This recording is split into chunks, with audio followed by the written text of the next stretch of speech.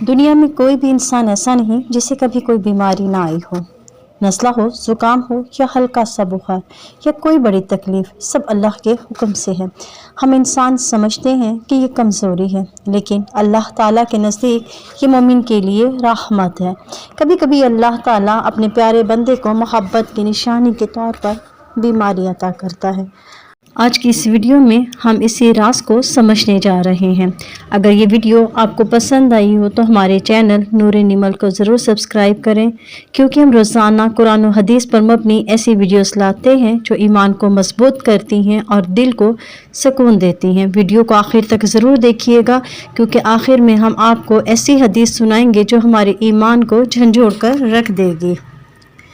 رسول اللہ صلی اللہ علیہ وآلہ وسلم نے فرمایا، مسلمان کو جو بھی بیماری، تکلیف، غم، پریشانی یا کانٹا تک چبھتا ہے، اللہ تعالیٰ اس کے ذریعے اس کے گناہ معاف کر دیتا ہے۔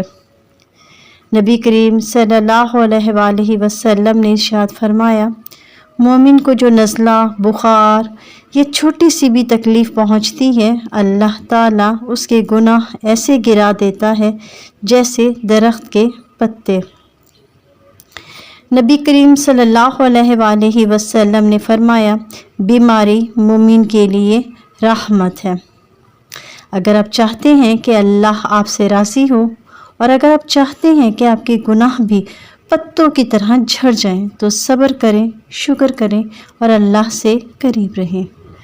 دعا میں یاد رکھیے گا، جزاک اللہ خیرا کثیرا فی الدنیا والآخرہ۔